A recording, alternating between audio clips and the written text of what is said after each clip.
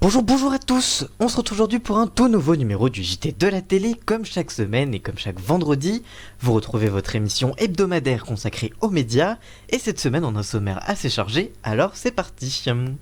On commencera cette émission avec Envoyé spécial, qui fête ses 30 ans. Vous allez découvrir quand sera diffusé cet anniversaire du programme sur France 2.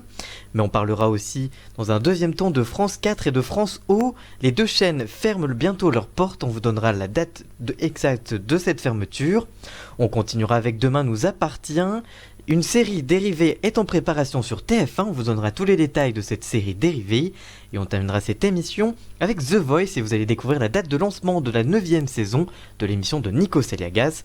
Sans oublier le zapping de la semaine, on parlera de Plus belle la vie, des horaires des primes, des Césars et des audiences et tout ça on en parle juste après le générique. C'est parti, générique.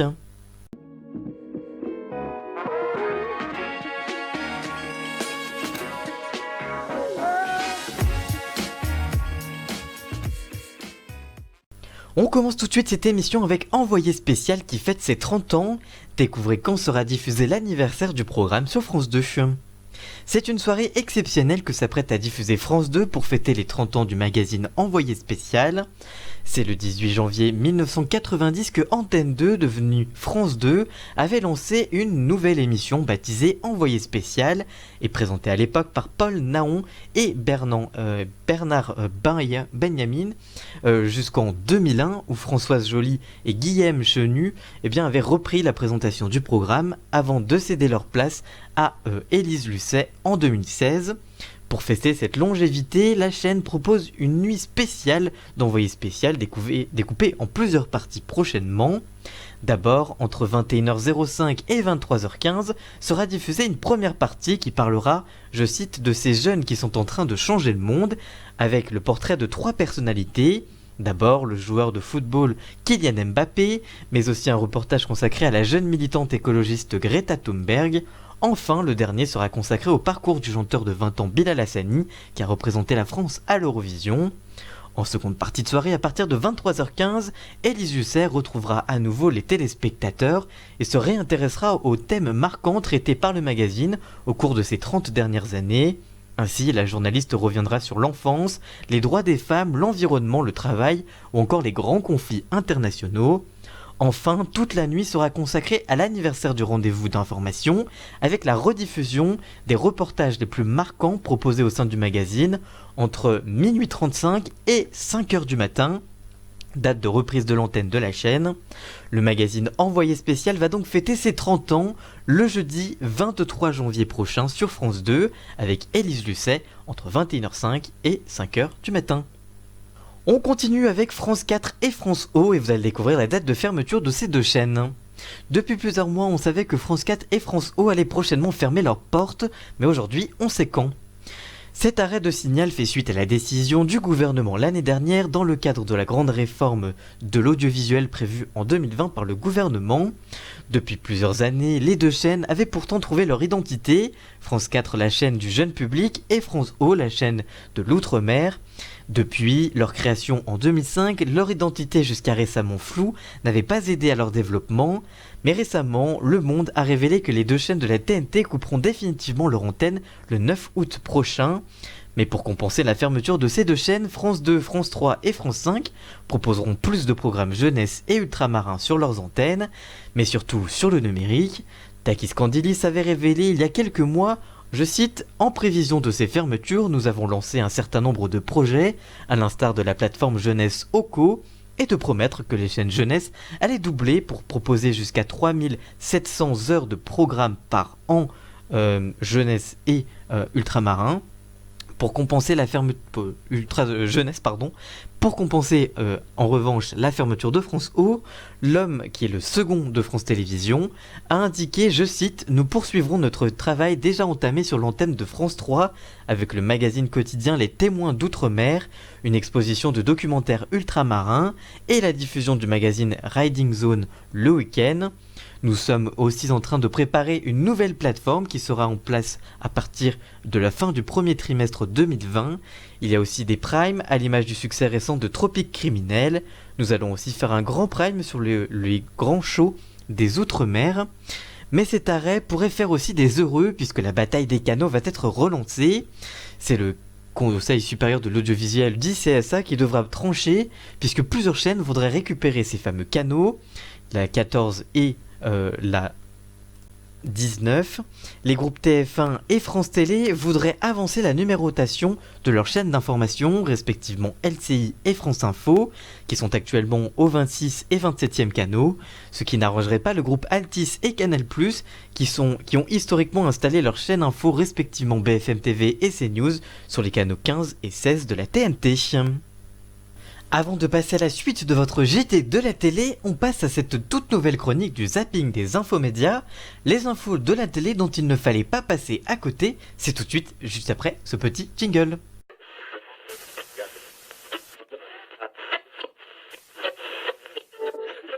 On commence ce zapping de la semaine avec les audiences de la semaine, et c'est l'heure du bilan pour Objectif Top Chef, qui a rassemblé en moyenne 1,6 million de téléspectateurs. La saison dernière, ils étaient déjà 1,6 million de personnes, c'est donc un bilan très stable pour Philippe Etchebest. Surprise jeudi, c'est LCI qui a été leader des audiences pour la conférence de Carlos Ghosn avec 441 000 téléspectateurs.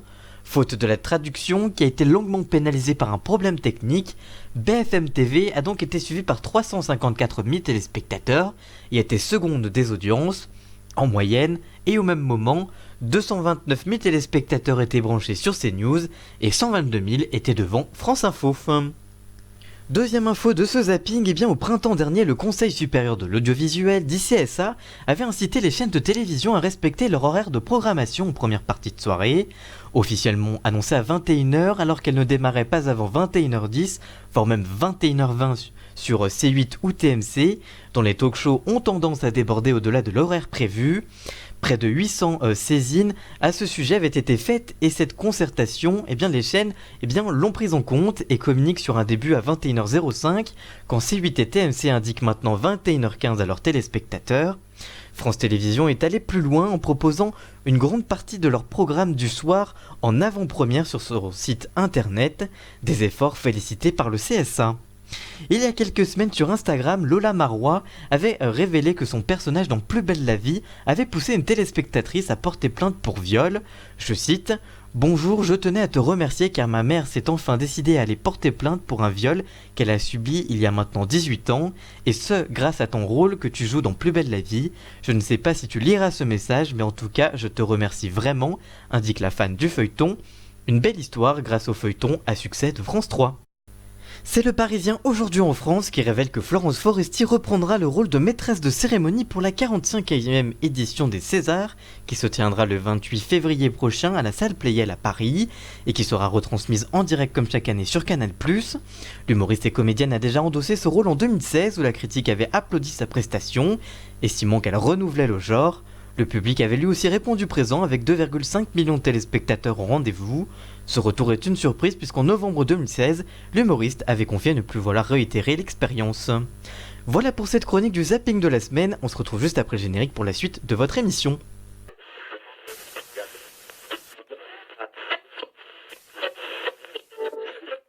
On continue avec Demain nous appartient, découvrez les premières informations sur le spin-off du feuilleton de TF1. Après le succès quotidien de Demain nous appartient sur TF1 en Access, la chaîne prépare dans le plus grand secret un spin-off. En effet, depuis l'été 2017, TF1 propose à ses téléspectateurs en Access le feuilleton quotidien Demain nous appartient. Si le programme est en légère baisse d'audience suite aux fêtes de fin d'année, aujourd'hui c'est le futur spin-off qui nous intéresse. En effet, TF1 prépare selon les informations de Téléstar, rapportées par Allociné, une série dérivée. Chaque soir, c'est près de 3,5 millions de fidèles qui sont au rendez-vous de la chaîne, et la chaîne voudrait justement surfer sur le succès de la série originale. Ce spin-off sera concentré sur les ados de Demain nous appartient, et se focalisera ainsi sur les personnages de Maxime, joué par Clément Rémiens, et de Bart, interprété par Hector Langevin, qui passe plus en secondaire dans le feuilleton original, malgré qu'en ce moment ce dernier soit au cœur de la série. Il devrait retrouver les jumeaux Moreno, Jessica, interprétée par Garance Tellier, et Dylan, interprété par Joachim Fossy, mais aussi Margot, jouée par Marisol Fertard, qui est jeune maman et qui vivra hors du campus où ses amis seront réunis pour l'occasion. Seul inconnu, la case dans laquelle sera diffusé ce spin-off, qui n'a pas encore de nom. Allociné révèle que la chaîne aimerait proposer cette fiction dans l'horaire du pré-access, juste avant le feuilleton, diffusé à 19h20 du lundi au vendredi sur la Une. Ainsi, une série est plus durable et constituerait une meilleure audience dans une case qui faiblit depuis plusieurs mois. Cette case plus jeune devrait profiter de la jeunesse du public de Demain nous appartient. En effet, la fiction est plébiscitée par les moins de 50 ans, avec 38% en moyenne. Le tournage devrait débuter au printemps 2020 dans la région de Nîmes. La diffusion, elle, débuterait à la fin de l'été, pour faire rappel avec la date de lancement de Demain nous appartient il y a 3 ans. Petit instant auto-promo dans cette émission, comme chaque semaine vous en avez l'habitude. Et cette semaine je voulais vous parler de l'extrait de la semaine qui est sorti mardi. C'est une émission qui est un extrait de la semaine du JT de la télé de la semaine dernière, qui est consacré à Faites entrer l'accusé, qui est très bientôt de retour à la télé. Et mercredi est sortie une nouvelle vidéo inédite, c'est l'ActuFlix, la 3e émission pour le mois de janvier. Vous allez découvrir les sorties de catalogue et les entrées de catalogue pour le mois de janvier, et une grosse info sur un documentaire, une série documentaire qui arrive sur Netflix, qui est un petit peu sur les maisons hantées. Voilà, je vous en dis pas plus, vous allez découvrir ça dans l'émission ActuFlix, c'était mercredi sur ma chaîne YouTube, l'émission est d'ores et déjà disponible. Voilà donc pour cette petite auto-promo, et on se retrouve juste après pour la suite de votre émission. Et on termine cette émission avec The Voice, découvrez la date de lancement de la 9e saison de l'émission de Nikos Aliagas. Après 8e saison au plus bas en audience, TF1 compte sur une 9e saison avec un nouveau jury pour espérer faire revenir les fidèles. En effet, de nouvelles stars de la chanson s'installent dans les fameux fauteuils rouges, avec l'arrivée notamment de Marc Lavoine et de Lara Fabian, le retour de Pascal Obispo seulement 1 an après son absence, il signe son retour dans le programme, et l'arrivée de Amel Bent après avoir remporté la version Kids cette année. L'émission de Nikos Aliagas reviendra à une mécanique plus simple cette saison et met donc fin au vol des talents et à la zone rouge.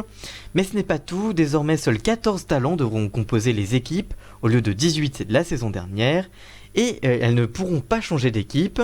Ainsi, sans ces règles qui compliquaient plus le programme que ne l'améliorait, et ces talents en moins, ils permettront à une saison un peu plus courte, qui devrait donc faire motiver un peu plus les téléspectateurs. Seule règle à être toujours en route, celle du blocage, instaurée l'année dernière. Mais ce n'est pas tout, les battles seront diffusés avant les KO et non l'inverse. Enfin, les directs, je cite, promettent des surprises selon la chaîne. Il devrait s'agir de la délocalisation dans une salle de spectacle comme nous vous l'avions révélé il y a quelques semaines. Côté audience, la 8e saison n'avait pas été le succès attendu, avec un lancement en février à 5,6 millions de téléspectateurs et 28,5% du public, avant de dégringoler semaine après semaine, se faisant prendre à 5 reprises le leadership. Mais après des mois, trop de mois sûrement, Nikos Aliagas avait touché le fond le samedi 1er juin 2019, et oui, de février à juin. Donc autant dire que ça fait beaucoup de samedis. Il avait signé sa plus mauvaise audience historique à 2,6 millions de fidèles pour 14,5% du public. Enfin, la finale, diffusée un jeudi exceptionnellement, le 6 juin dernier, avait enregistré sa pire audience historique pour une finale, avec seulement 3,4 millions de téléspectateurs au rendez-vous. Et c'est le samedi 18 janvier prochain que TF1 lancera à 21h05 la saison 9 de son télécrochet The Voice, et toujours présentée par Nikos Aliagas bien évidemment. Que pensez-vous de cette émission? Allez-vous regarder le programme lorsqu'il sera de retour sur TF1? Dites-nous tout ça dans les commentaires, on vous lira bien évidemment. N'hésitez pas aussi à nous parler de ce que vous pensez de cette série spin-off sur Demain nous appartient, ce qu'elle vous inspire, est-ce que vous allez la regarder? Dites-nous tout ça là aussi. Des 30 ans d'envoyé spécial si vous allez les regarder par exemple. Et enfin de la disparition de France 4 et de France O, si vous les regardiez, est-ce que si vous allez les regretter? Dites-nous tout ça dans les commentaires, on vous lira bien évidemment. Merci d'avoir suivi ce nouveau numéro du JT de la télé, merci de l'avoir suivi. Si je vous a plu, n'hésitez pas à le liker, le commenter, le partager, et même à vous abonner s'il vous a vraiment plu, et pour ne pas louper les prochains numéros. Et on se retrouve très vite pour une toute nouvelle vidéo, et lundi pour l'extrait de cette émission. A très bientôt, ciao!